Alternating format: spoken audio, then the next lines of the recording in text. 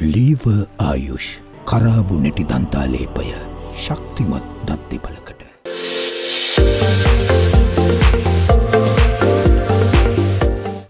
Central Bank Governor Professor W.D. Lakshman presented the country's economic roadmap for the year, which will set the route to recovery for an economy looking to post a comeback from the 3.9% contraction of last year.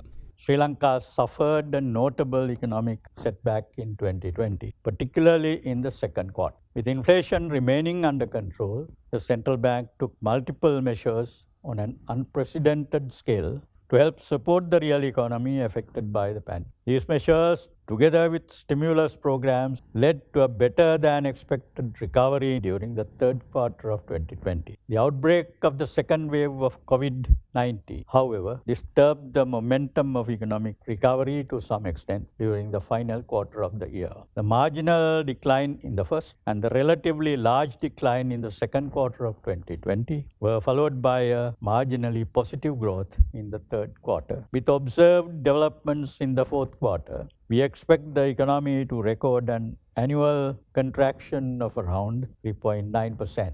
Continued support through monetary and fiscal interventions is essential to provide adequate impetus to the economy amidst the challenging domestic and global macroeconomic conditions. Therefore, the central bank will continue the prevailing accommodative monetary policy stance in 2021. We would, of course, be closely monitoring developments to avoid any strong demand-driven pressures on inflationary trend. Growth-conducive policy measures introduced in 2020, we believe, would take a while to be effectively transmitted to the real economy. To catch up with the lost momentum and to substantially realign itself with the envisaged high-growth path, the economy would need some time. Until the economy reaches its full potential, it is unlikely that there would be any notable domestic demand pressures. The central bank is confident that inflation will remain within the targeted range of 4 to 6% over the medium term. Proactive government policies are expected to address supply side factors, helping the central bank's effort to maintain inflation in the envisaged range.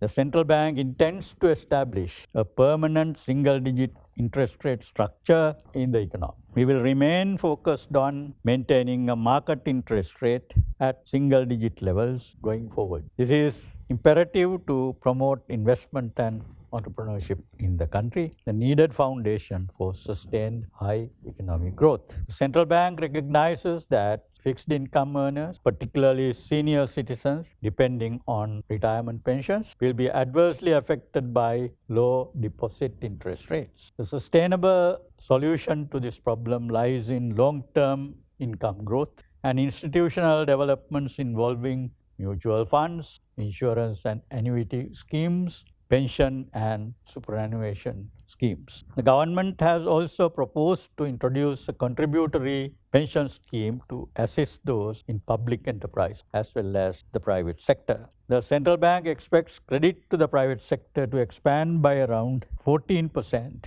in 2021 and at least by around 12 to 12.5% annually over the medium term. Monetary policy will also be reoriented towards supporting the identified sectors of the economy, and lending targets to priority sectors and winning industries will be introduced during the year. Overall, while working within a framework of market economy, the performance of the open economy policies introduced from 1977 onwards will be reviewed vigorously so that the country and its economic agents could follow a focused approach to becoming an industrial economy.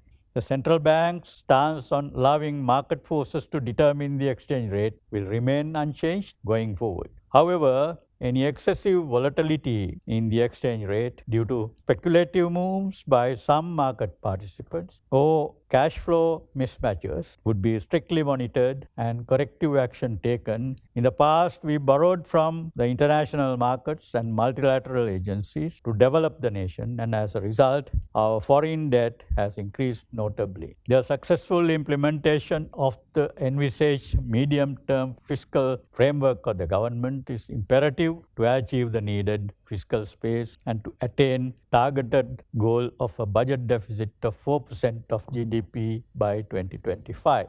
Meanwhile, the government has created a conducive environment for investment through necessary tax reforms as well as legislative reforms. Further, the government has announced that it would adopt a selective approach in resorting to foreign funded projects while providing opportunities for domestic investors. Proposals in the budget 2021 to develop the Colombo Port City Special Economic Zone as an attractive business gateway linking markets in the East and the West, to promote the Colombo and Hambantota ports as commodity trading hubs, and to establish a modern investment zone for local and foreign private investors are expected to entice a sizable flow of foreign capital into the country in the period ahead.